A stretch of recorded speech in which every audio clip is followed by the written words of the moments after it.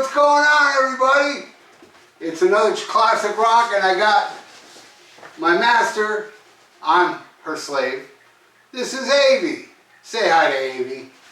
Hi, Avie. I love this dog so much. You know, it looks like she loves me more, but nothing could be further than the truth. I love this dog. Now, what her and I are going to do, because she told me, hey, why don't you talk about the best Judas Priest studio album, Sad Wings of Destiny? And I said, but Avie, I already did it. And she said, how many times did you do it? I said, yeah, I did it once. She said, just once? You stay with me. Oh, you crazy dog. So, I want to talk about this. First, I did look into it, and yes, I did kind of review it, but it was, you know, I was talking about the Record Store Day album, and, you know, and I talked about, you know, how cool it is. It's embossed, you know, and it's got the cool, you know, gatefold, and even the back is embossed. It's awesome. You know, the great people that he once sent to me, they're now called Monarch.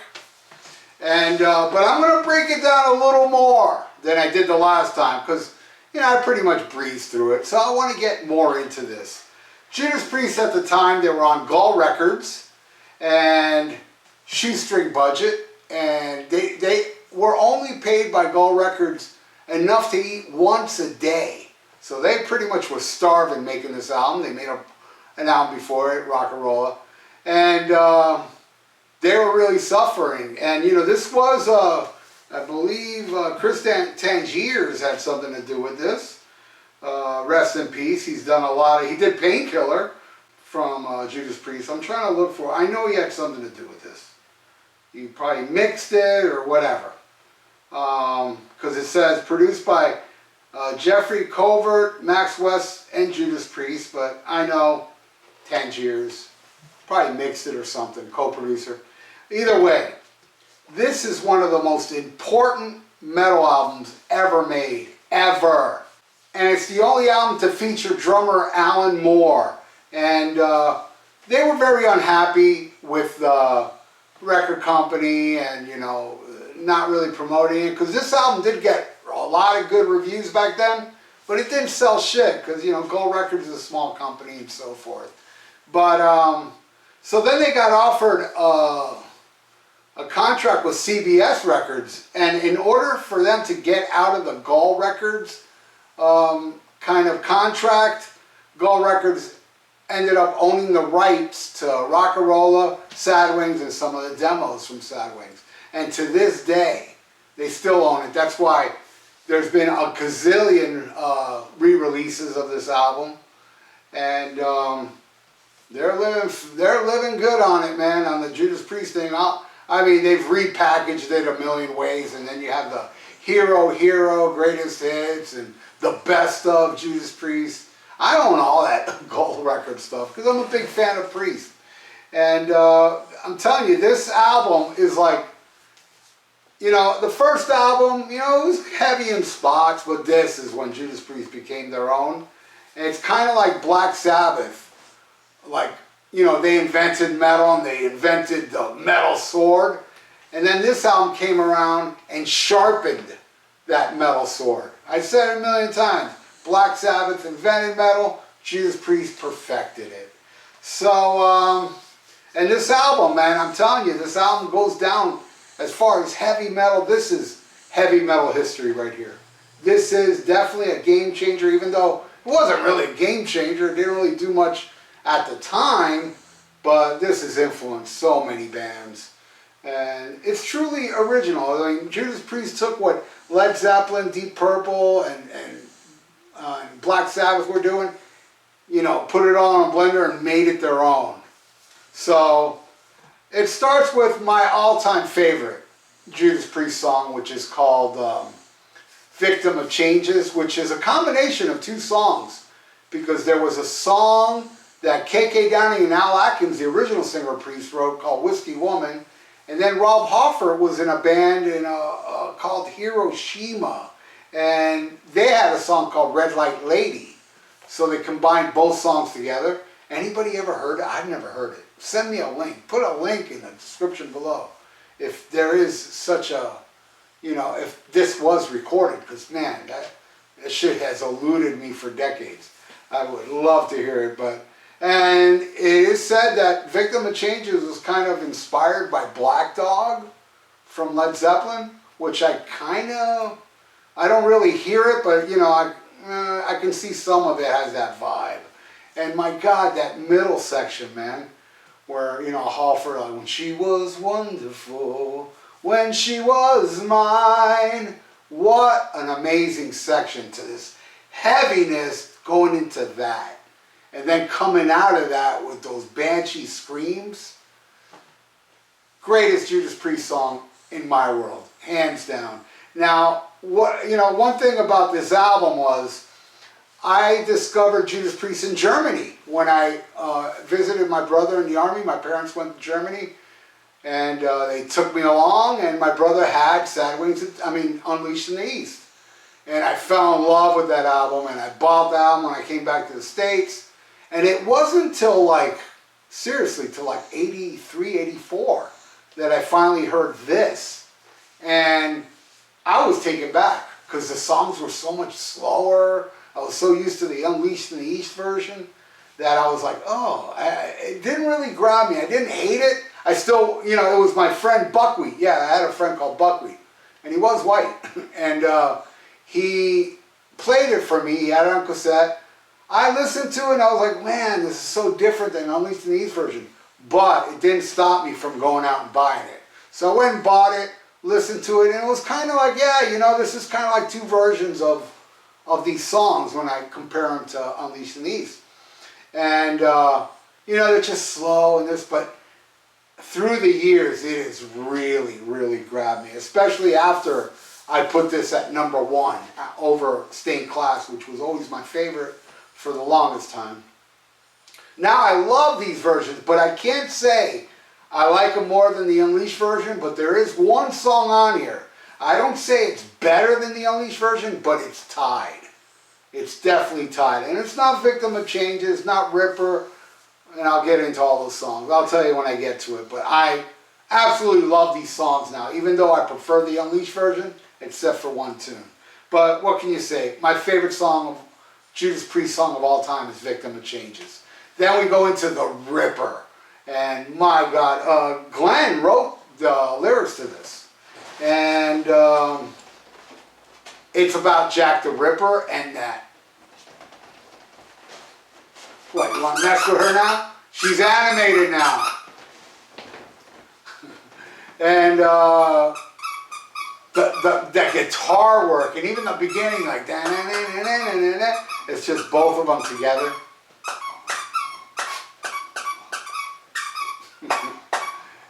I hope you don't mind the squeaking as she devours her favorite toy. But I love it. And Alfred, you know, in for a surprise, you're in for a... I can't do it, of course, but... And I love the Merciful Fate version. Iced Earth did a good version as well. What a song, man. It's short, to the point, and it's got the amazing guitar. To me, man, Glenn Tipton and KK are the greatest dual guitar in any band, if you ask me. Though, you know, I love Thin Lizzy, and I even put the closest to Priest, I would say, Hank Sherman and Michael Danner. That would be the closest for me. But yeah, you have your Maidens, you have so many.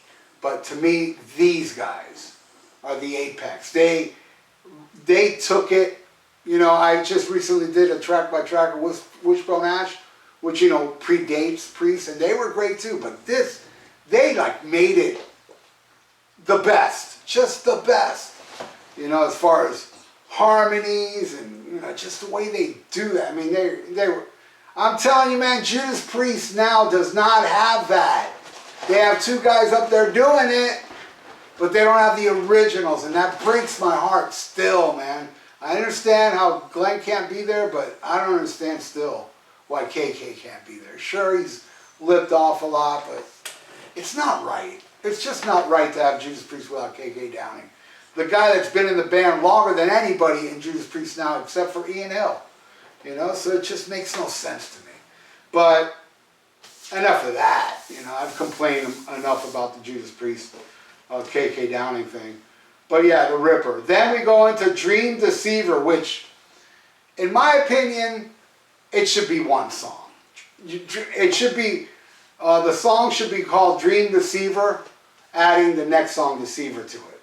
I don't think they should be separate because it is one song. And my God, Dream Deceiver. You know how Rob sings in the more lower register, and it sounds so good when he does that lower register in this song. Kind of different than what he's done in later albums. But my God, and it's beautiful. I love the acoustic work, and I love when Rob starts belting it out, and it's just an amazing song. And the solo is just amazing. And then when it goes into, you know, like, it goes into Deceiver, kind of like, you know, how the Hellion goes into Electric Eye. It's still one song. To me, it's not the Hellion Electric Eye. It's that, excuse me, it's Electric Eye. Shit's bothering me so much I'm burping. It's giving me gas. It should be one song. One killer, long-ass 9-minute tune. But it's awesome. Then it goes into Deceiver, which should be, you know, what should you say? The continuation of Dream Deceiver, just picking it up, you know, because Dream Deceiver pretty much stays, doesn't go fast at all. Deceiver just picks it up, which, you know, it's kind of like, you know, a good example is Bohemian Rhapsody. You know how that whole song's like mellow and the opera part, and then it goes fast. That's how this is to me. And I love it. Deceiver, you know, just the way he sings that and hits those high notes. Another thing I forgot to mention was in Dream Deceiver, toward the end you hear some piano. There's more piano on this album, all done by Glenn Tipton. He plays piano, pretty damn good too. And I love what he does. My favorite piano piece on here is what he does at the end of Dream Deceiver. How he's tickling those ivories. But Deceiver just kicks ass, and it's got kind of like the gallopy thing that Maiden got famous for. And just amazing. And then the way it ends. Here's my only complaint. Well, other than it should be one song. But the way it ends, it just ends abruptly and it goes into, you know, it's very reminiscent of the beginning of Dream Deceiver with the acoustic piece. But my complaint is it should have went much longer. You know how like Heaven and Hell ends from Black Sabbath? It ends with the acoustic piece. And that acoustic piece goes for a while. I don't think this one goes long enough. It's kind of too abrupt. That's my only complaint about this. Where are you going? Oh, you're coming to get this? Huh? What are you gonna do? What are you gonna do? Get it, girl. Get it, girl. Come on, up. All right. There she goes. All right, so that's the end of side one. Then we go into side two, which is Prelude, which is a 2-minute instrumental with, you know, Glenn doing the piano, and I guess you hear synthesizers. I would figure it's him too, and some guitars and kind of like tom-tom drums. It's a short, what is it, like 2-minute instrumental? Pretty cool. Not really the Judas Priest we know with the piano stuff, but I think it's awesome. I think it's amazing, and it goes into the song I would say is tied with the Unleashed in the East version. The only song out of the whole Unleashed in the East album, with the exception of the bonus tracks. I like them, I'm not saying they suck, but Starbreaker, Rock Forever, Beyond the Realms of Death, which is, I have it on vinyl, it didn't come out as a bonus track.